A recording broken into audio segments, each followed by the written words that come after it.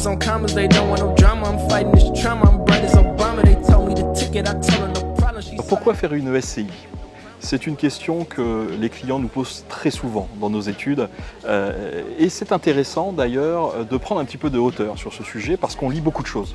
Tout d'abord, la SCI peut être utile, effectivement, mais pas dans tous les cas et c'est pour ça qu'il est important de rencontrer votre notaire pour en discuter et pour voir si le projet immobilier que vous avez peut être adapté à la réalisation ou non d'une société civile. Alors quand est-ce que le contexte va être favorable, par exemple, pour un projet immobilier entre copains, pour acquérir des biens immobiliers, pour mettre en location, la SCI peut être un bon outil de détention et de gestion. Deuxième hypothèse, une société familiale, des parents qui souhaitent acquérir un bien en vue de sa transmission, la SCI pourrait, dans certaines hypothèses, être un bon outil pour cette transmission justement. Mais là encore, c'est votre notaire qui va vous aiguiller, qui va vous guider, qui va choisir avec vous l'opportunité et les clauses à insérer dans l'acte pour protéger tous les membres de la société.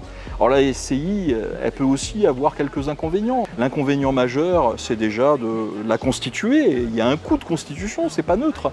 Le coût est libre et dépend des notaires, mais en règle générale et selon la complexité du dossier, on va être entre 1 500 et 2 500 € pour la constitution de la société, sauf s'il y avait des apports immobiliers dans cette société, ça pourrait être un peu plus coûteux.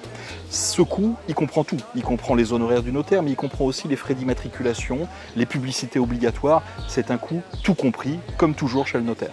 L'autre inconvénient, ça peut être aussi la comptabilité indispensable qu'il faut tenir pour faire vivre cette société. Alors qu'il y a une comptabilité simplifiée, on n'a pas toujours besoin d'un expert comptable pour faire un bilan, mais néanmoins, il faut tenir une comptabilité. Et puis enfin, il y a le secrétariat juridique qui est important, faire les assemblées générales à chaque fois que c'est nécessaire. Pour tous ces sujets, je crois que le bon réflexe, c'est d'aller interroger votre notaire pour savoir comment organiser votre propriété immobilière.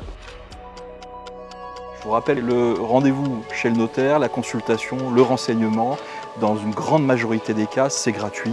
Pour poser des questions sur l'opportunité d'une SCI, le notaire ne vous facturera rien. Ça fait partie de l'accompagnement normal que les notaires doivent aux citoyens.